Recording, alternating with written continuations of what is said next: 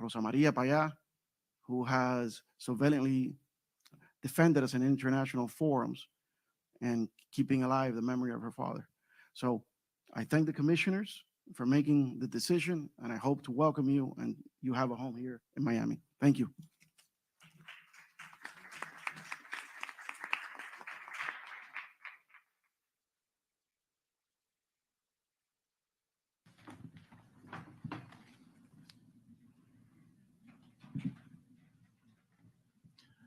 Good morning, and thank you for attending the United States Commission on International Religious Freedoms hearing on deteriorating religious freedom conditions in Cuba. I would like to thank our distinguished witnesses and all of our in-person and online attendees for joining us for this important discussion.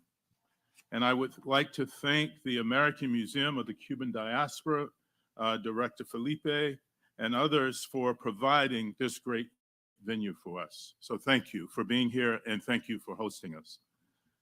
The United States Commission on International Religious Freedom, or USCIRF, is an independent, bipartisan U.S. government advisory body created by the 1998 International Religious Freedom Act, or IRFA.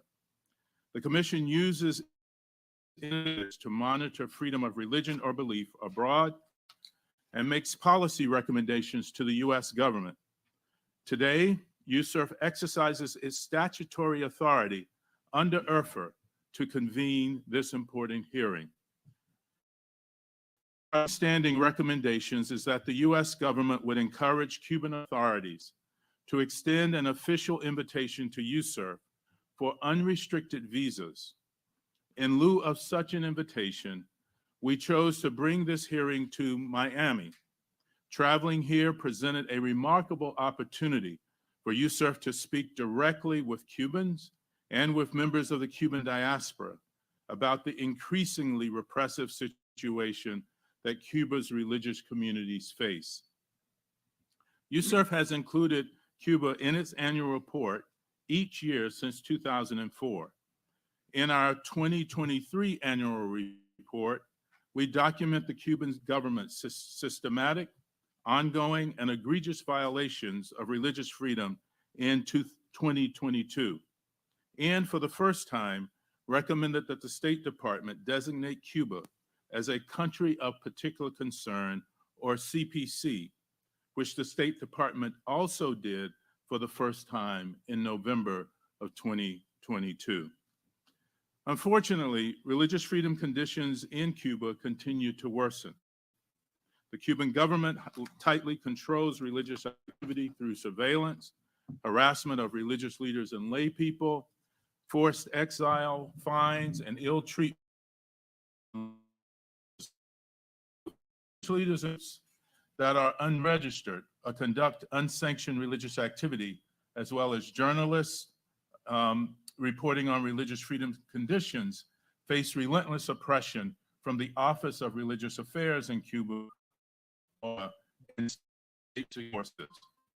I will now turn the floor to Commissioner Frank Wolf to share some concerning religious freedom trends in trends USCIRF is tracking in Cuba. And let me just say, before I turn it over to Commissioner Frank Wolf, this man has almost single-handedly in the United States and around the world promoted international religious freedom. He is the architect of the 1998 legislation in many ways that gave rise to this. There's a subsequent act called the Frank Wolf International Religious Freedom Act that was passed in 2010 that expands the authority of this commission and strengthening religious freedom. We have an honor to discuss the commission with him. I give you former Congressman, now Commissioner Frank Wolf. Thank you, Fred. Thank you. And thank you, Fred. I want to thank Vice Chair Davey, and thank you for his comments and for his commitment to really make a difference in this issue. I also want to join you in welcoming everybody here that's at the hearing today. In our recent monitoring of religious freedom in the country, we find that the Office of Religious Affairs, or as Fred said, ORA, continues to enforce a variety of restrictions on religious activity. Religious organizations in the country are required to apply to the Ministry of Justice, where the ORA is housed for registration. Despite existing criteria, registration decisions are often arbitrary and discriminatory.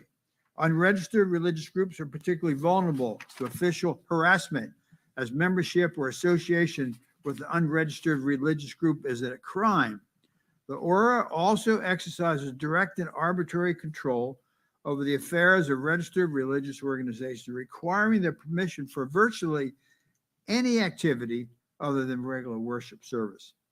The Cuban government regularly targets members of religious communities who refuse to abide by strict regulations set out by ORA. Authorities subject pastors to detention, interrogation, threats of prison sentences or false charges, and confiscations of property. USCIRF received reports indicating that Cuban authorities detained and interrogated citizens who traveled or planned to travel to the United States in 2022, and also arbitrarily barred an imam from traveling to Mecca for the Hajj. I'd like to now pass the floor over to my fellow commissioner, Stephen Schneck, who will highlight some cases from USCIRF's Freedom of Religion or Belief Victims List. Commissioner Schneck. Thank you, Commissioner Wolf. It's an honor to be here today, and I too would like to thank our host, the American Museum of the Cuban Diaspora, for having us today. USCIRF is required by Congress to maintain a list of certain victims of religious persecution, our victims list. This includes those imprisoned due to their faith-based activity or religious freedom advocacy. To fulfill that mandate, USCIRF created the Freedom of Religion or Belief FORB Victims List, which you can find on our website. There are currently 8 Cubans on the FORB Victims List, 4 Protestants and 4 Santeria practitioners who are members of the independent and unregistered Free Yoruba Association of Cuba. I would like to take a moment to highlight one case that is illustrative of the Cuban government's crackdown on people of faith. Reverend Lorenzo Rosales Fajardo of the independent Montes de Sion Independent Church participated in the July 11, 2021 protests. Authorities detained him that day. In the months since his detention, Rosales Fajardo endured beatings, degrading treatment by prison guards, and the denial of familial contact. The government sought to impose a 10-year sentence and tried him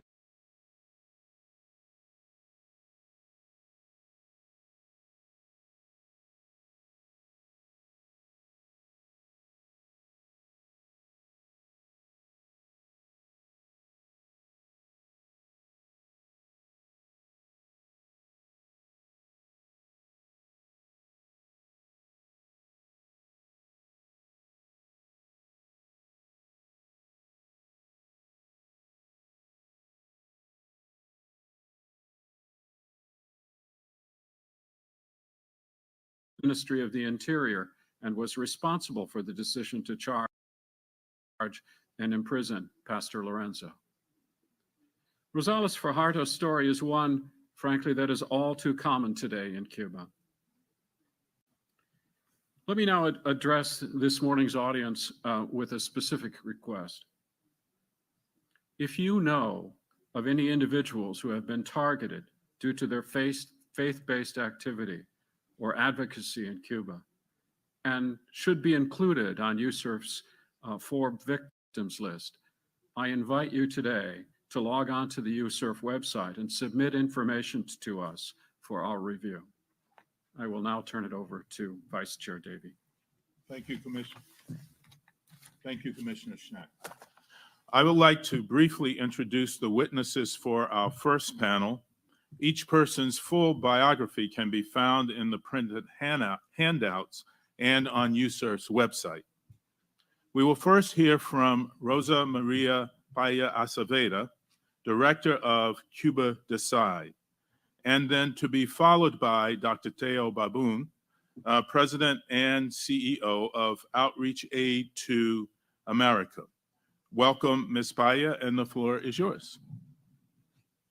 Thank you so much. It is an honor to have this opportunity to address the Commission and each one of you in a very serious and grave problem that we have been facing for 64 years, but we have seen deteriorated in the last years too. The Commission encouraged me to talk about the suppression of civil, human, and political liberties, also to give recommendations on what the US government could do, and a brief overview on what our platform is. It is a non-confessional civic platform, but we have the honor of also have among our promoters many religious leaders. Some of them are here today. One of the most unfair and extended myths created by the propaganda of the Cuban Communist Party and its agencies is that citizens are happy there, despite repression of human, civil, and political rights. The truth is that since the beginning, the Cuban people have continuously rebelled against the injustice imposed by the state, and since 2020, citizen mobilization and peaceful protests against the government have intensified, shattering the myth of the submission of the Cuban people and unmasking the brutality of the regime to the whole world through the lens of the cell phones and the reach of the internet. The state's political repression and violence have become widespread, particularly after the mass protests that began on July 11, 2021. Despite the repression, during 2022, at least 3,000 more pro-democracy protests were held through the island. The most conservative data from organizations that monitor human rights in Cuba document more than 1,000 political prisoners, including at least 130 women and 30 minors. State security forces and the police aggressively suppress freedom of expression, assembly, and peaceful demonstrations by ordinary citizens, regardless of their affiliation with opposition, religious, or civic organizations. Today, in Cuba, there are people sentenced to prison for sharing a post in Facebook. The state exercises violence every day against citizens, and that is to say that the government that exists in Cuba systematically exercises state terrorism against its own people, because the violence exercised against the citizens has the goal of infusing panic among the population, and that's the concept of terrorism.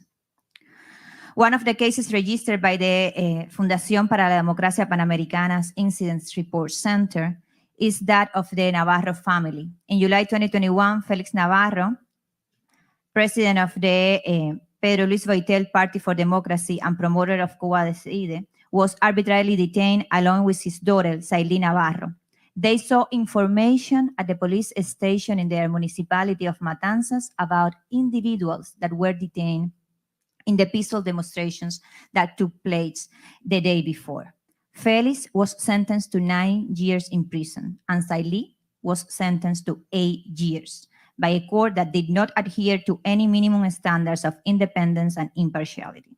In a similar situation, José Daniel Ferrer, who was recently held incommunicado for more than 3 months in prison, and his family, upon seeing him, denounced alarmingly deteriorated health of José Daniel due to terrible conditions and the physical and psychological torture to which authorities have subjected him. For decades, the Cuban regime has suppressed religious freedom and persecuted men and women of faith who dare to have a public and social expression consistent with their religious values. My father, Osvaldo Paya, and Harold Cepero, both committed laymen, were assassinated by agents of the Cuban dictatorships on July 22, 2012. After more than 10 years, the Inter-American Commission on Human Rights has finally published its verdict, holding the Cuban state responsible for the death of both opposition leaders. All religious groups continue to be restricted from undertaking social actions, educational activities, or accessing mass media. The Patmos Institute's 2022 report denounces the Office of Religious Affairs, ORA, a part of the Central Committee of the Cuban Communist Party that has been the highest authority responsible for these violations and holds the monopoly over religious activities, monitoring, blocking, distorting, persecuting, and obstructing them. Many pastors and believers are frequently subject to police summons, fines, searches, confiscations, threats, and coercion. Pastor Lorenzo Rosales Fajardo was brutally tortured by the authorities in the prison, and he has remained in prison under concerning circumstances since 2021, as well as Catholic layman Angel Mesa Rodriguez. Now let's turn our attention to the actions that the US government and the Congress could take that would positively affect religious freedoms in Cuba. The first one of them, in our opinion, is that the United States should not negotiate with the regime, but instead demand, confirm the unconditional release of all political prisoners, the end to repression, and respect for freedom of expression, association, religious and economic freedom. The United States should demand the implementation of all necessary measures to enable the people to express themselves and to decide sovereignly on a transition to a democratic system that the Cuban people have been demanding in the streets. We propose it through a binding plebiscite, leading to free, fair, and multi-party elections. Moreover, the United States should apply targeted sanctions, utilizing the Global Magnitsky Act against top officials and individuals involved in human rights abuses in Cuba, as well as their corrupt family members and their proxies.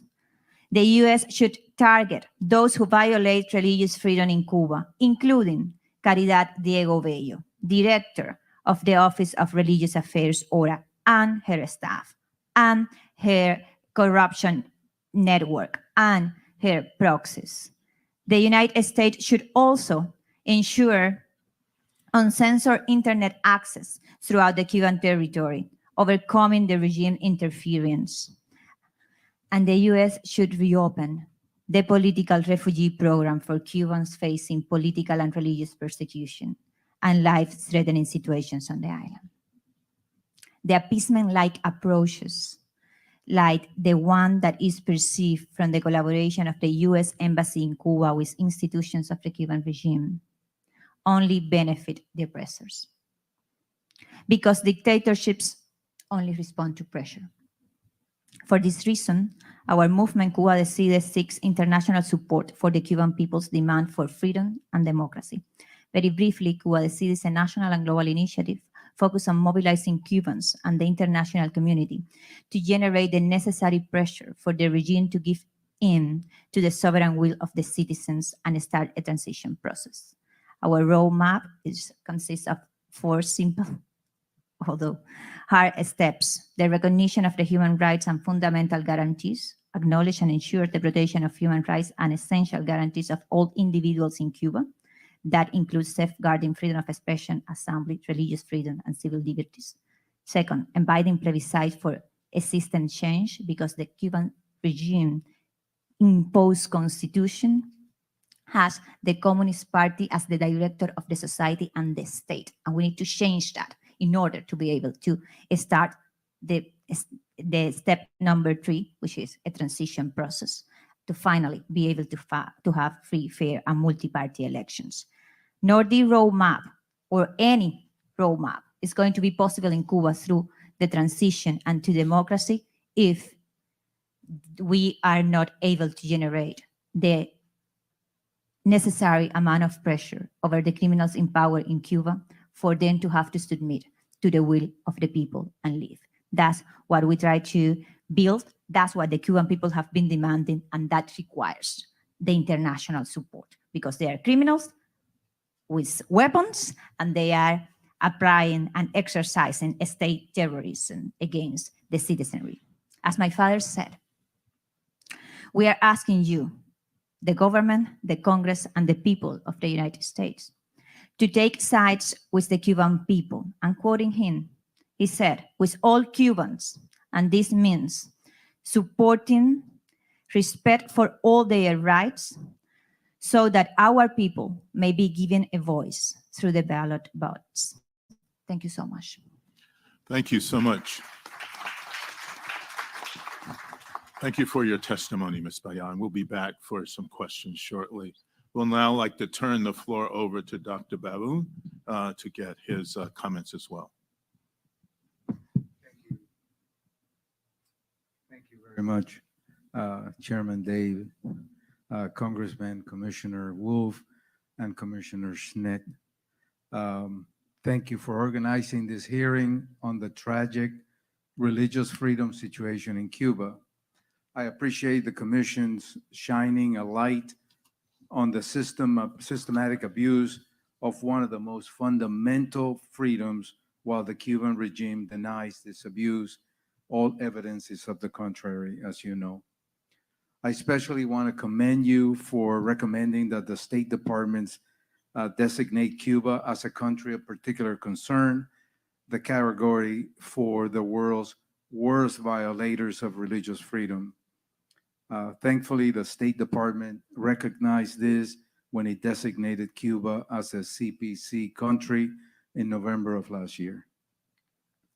As a word of introduction, I am the president of and CEO of Outreach Aid to the Americas, a faith-based organization dedicated to serving vulnerable people in the Americas through humanitarian relief, development assistance, and human rights advocacy. Unlike Rosa Maria, who's up in the technology, I had to write my speech and bring it in a hard copy over here. OAA addresses pressing human rights concerns and advocates for religious freedom in countries with restrictive regimes. OAA has channeled its efforts towards documenting human rights violations and raising awareness about the importance of religious freedom. This strategic activity has enabled OAA to play a pivotal role in promoting positive change and amplifying the voices of marginalized communities in nations like Cuba and Nicaragua. In Cuba, as in other countries under authoritarian rule, the downtrodden often sustains hope through their faith. Despite the regime's constant harassment, millions of Cubans regularly worship and receive spiritual guidance from religious leaders, though often they must do so in the shadows. Cuba's faith community has filled a crucial void in the island's oppressed civil society, providing hope and spiritual support, as well as social services to the most marginalized community members who their government, which is in constant state of crisis, is unwilling or unable to reach. Faith-based leaders frequently are in the front line of human rights defense, promoting peaceful dialogue and advocating for nonviolent democratic change. They do so with great risk. However, the communist regime does not tolerate criticism or challenges its authority. As a Jewish leader said in a webinar that we just had recently, the communists, I quote, "The communists tell you you can believe in whatever you want, but you have to kneel in front of the dictatorship. You are going to believe, but I am going," speaking for the government, "I am going to put limits in your beliefs." To better understand the Cuban government's behavior, we go back to the beginning of the regime, who in the 1960s declared itself an atheist state and severely persecuted churches and other religious actors, expelling many from the island, as most of you heard this morning during a tour of the wonderful American Museum of the Cuban Diaspora. However, in the face of most Cuba's deep spiritual convictions, the communist government retreated from its stand. In fact, Cuba was eventually visited by 3 Catholic pontiffs, more than any other Latin American country. Partially as a result, in 1992, the regime relaxed restrictions on religious communities and under a new constitution declared Cuba a secular state. Sadly, the easing of restrictions proved superficial. The government continued to systematically violate Cubans' fundamental rights to freedom of religion or belief. The regime's strategy has been to control, regulate, and repress religion, and it does out of its worst treatment for churches that it refuses to recognize or to register. Cuba's new constitution, approved in only 2019, weakens the protection that existed under the old constitution. However, unlike democratic governments, the regime which is directed by the Communist Party, rules by laws, decrees, and obscure administrative orders without the slightest regard to a constitutional limit or provisions. Thus, the Constitution is a non-issue in Cuba. In a poll released last week by the NGO Observatorio Cubano de Derechos Humanos in Madrid, you may have heard, it was revealed that 7 out of 10 Cubans, or 68% of the population on the island, know someone who has been harassed, repressed, threatened, or obstructed in their daily life for reasons related to their faith. The survey concluded that religious freedoms are not respected or guaranteed in Cuba. The Cuban regime continues to use its surveillance and control system to limit or persecute any public expression, especially political, of those who assume a civic commitment in accordance with the values of their faith. Likewise, it limits the action and social influence of religious entities or congregations, especially those that demand a greater presence in the public space and in communities.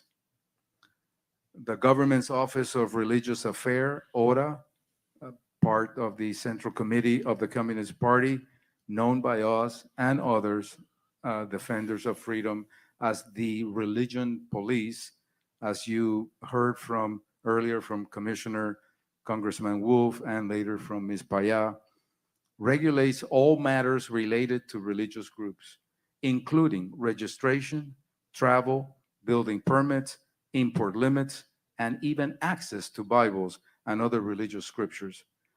ORA shows favoritism to certain religious groups and that submit to its controls, while harassing and punishing all others. ORA and other government offices utilize shifting tactics against faith organizations, leaders, and worshipers, including harassment, threats, and physical attacks, confiscation of property,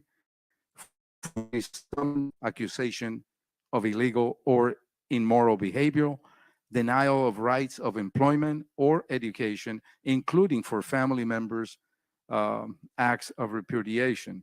It spreads public perception and hearsay. It disseminates public sentiment and gossip. It cultivates public views and speculation. It plants seeds of public opinion and rumors and misinformation to build division between faith groups and fabricate alleged crimes.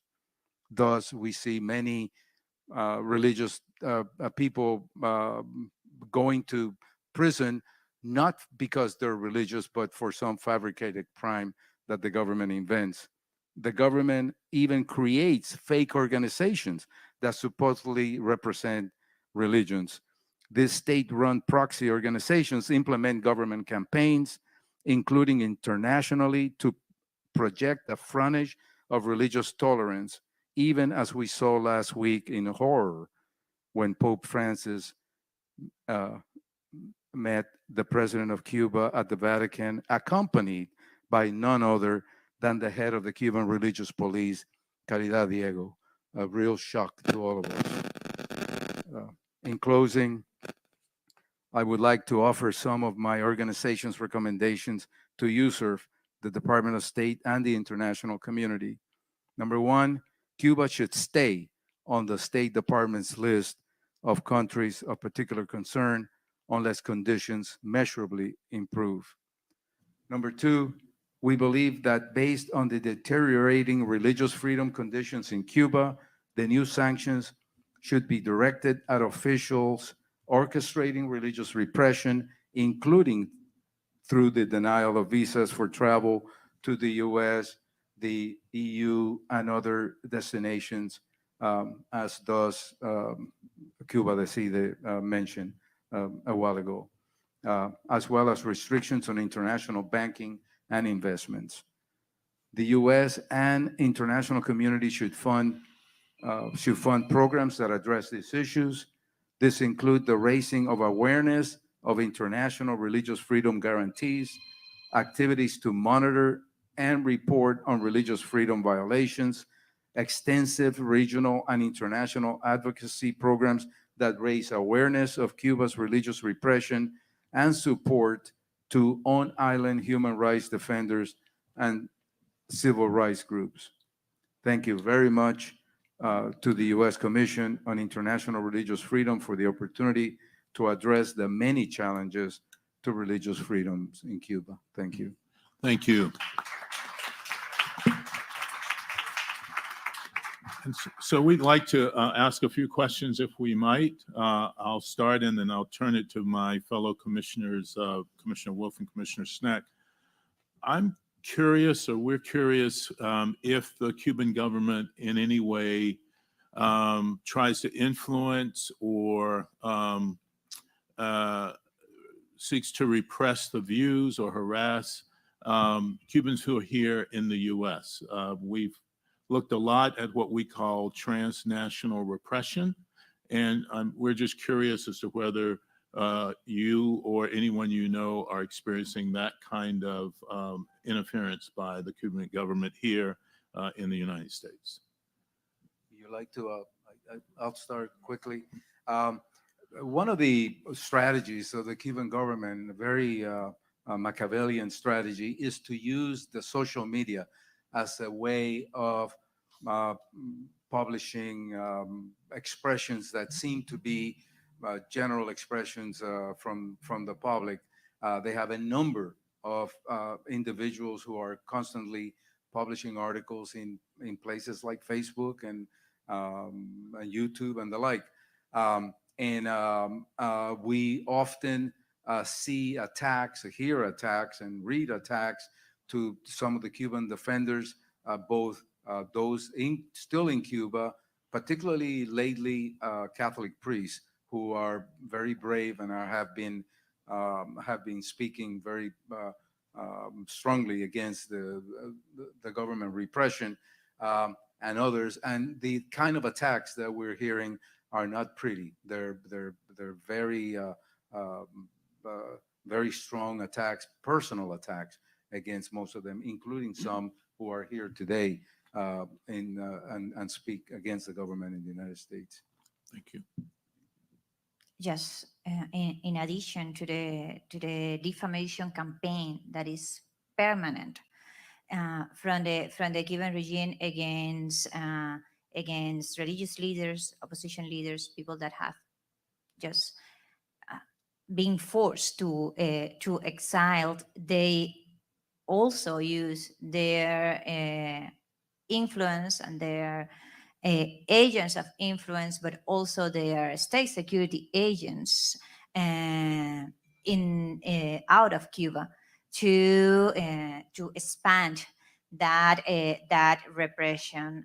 Speaking from my personal experience, I have been detained in several airports in Latin America, even under the excuse of having an Interpol red alert on my name. And that was manipulation of the Cuban state security agents in the local airport at Peru, Lima, for instance, just to give you an idea of the reach of the intelligence services of this regime. And in addition to that, we are very concerned for the influence that the regime exerts over the US companies that have some kind of relationship or some kind of deal with the Cuban regime. For instance, American Airlines has been used by the Cuban regime to stop Cuban citizens, residents in the island, with all their paperwork totally in perfect shape.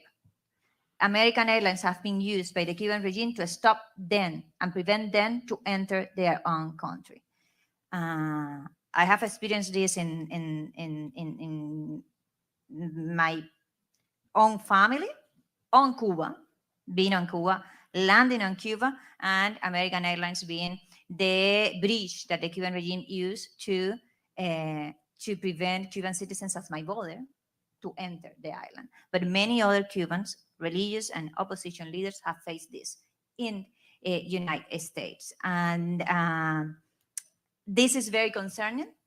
And that's why we also recommend the American government and the Congress to encourage these companies to embrace Sullivan principles and to engage with some sort of social responsibility when it comes to doing what the Cuban regime asks for them, or to just respect human rights and the basic rules that they respect for American citizens. Thank you. Commissioner Wolf? Well, thank you both. I just, when I think about this and listen to it and hear and read over the years, we were able to bring about religious freedom and human rights in Romania under one of the most impressive administrations, the Ceausescu administration, there ever was. I think we need the policies of a Reagan and Pope John Paul. But why have we failed? Why have we failed? This is a country 3,000 miles away. Here's a country 100 miles away, even less if you're in Key West. Why have we failed to bring about the changes in Cuba that we brought about in Poland and in Romania and places like that? Congressman, it doesn't sound pretty, but I think we fail because we've been naive about the tremendous intelligence level and Machiavellian approach that the Cuban government uses internationally and otherwise to bring attention to itself and to give the impression that they in fact have freedom of religion. Case in point, go to the United Nations, go to one of the hearings at the United Nations, look at the Cuban delegation at the United Nations. They eat up the rest of the delegations. They are smarter, they are younger, they are active. They it seems like when we go to Geneva, we find that almost all of the delegations owe something to the Cuban delegation because they are so sharp in providing support and otherwise keeping any negative testimonies against them, and that's just there. Look at what's happening in your own neighborhoods, your churches here in the United States. We haven't taken a poll, but you don't have to take a poll. You just go to 100 churches in the United States, and 90% of the churches in the United States think that there's total freedom of religion in Cuba. They've done a wonderful job, a terrible Machiavellian job, as I call it, of creating the impression that what we know and what we gave testimony to today is completely a lie and is fabrication. We just have not done enough to combat that, have not done enough to fund the programs at the State Department, at USAID, and others to give them the power to be able to work with NGOs around the world, to be able to advocate against that for which we know to be truth, which is the way in which the Cuban government operates. We just have lost that battle, and we just need to regain control. I'm very sorry to say this, but I do believe that the generic you, the international community, including the US, just haven't done enough, haven't actually tried to help the Cuban people on that medular demand that is existential for what we're talking about here, which is the respect for religious freedom, which is freedom.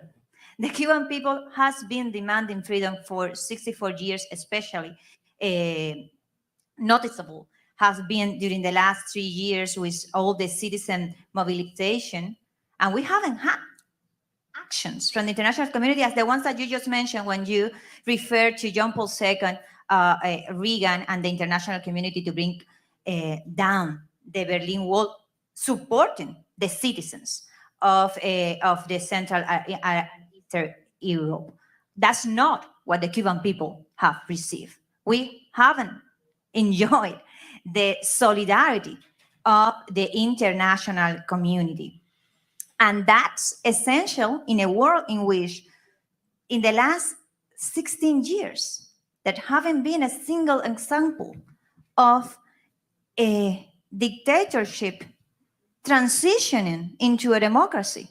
But what we have seen in the world in the last 16 years is the opposite. It's many democratic regimes becoming more and more illiberal. And let's be clear, there is not going to be religious freedom in Cuba while the Cuban Communist Party is the director of the society and the state.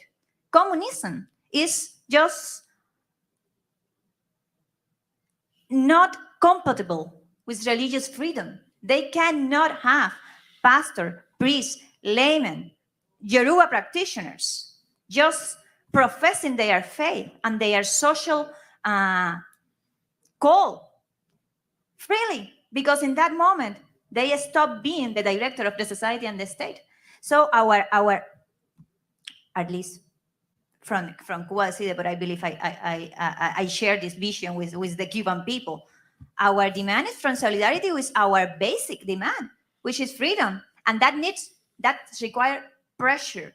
These criminals are not going to answer to appeasement.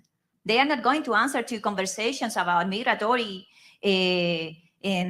steps or cultural activities as the one that the U.S. Embassy is now undertaking on the island, while there are 1,000 political prisoners.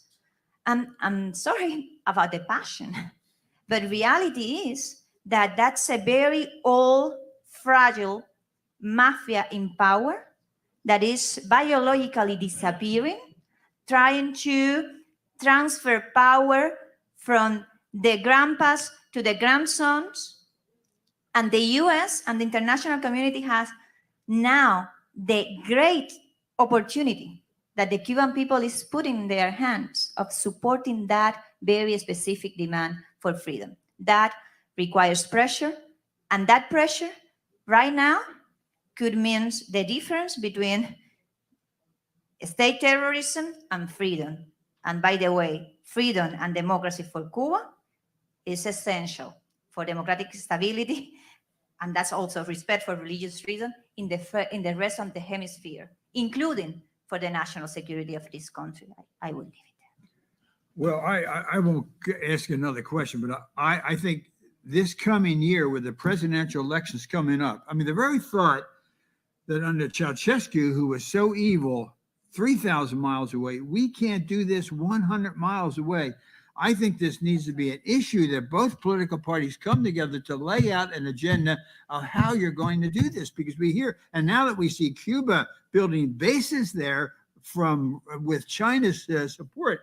So I think this is the year to make sure that human rights and religious freedom, both political parties have an agenda, have a platform, say we come together and we will bring about religious freedom and human rights in Cuba very, very soon, the same way we did in Eastern Europe and other places.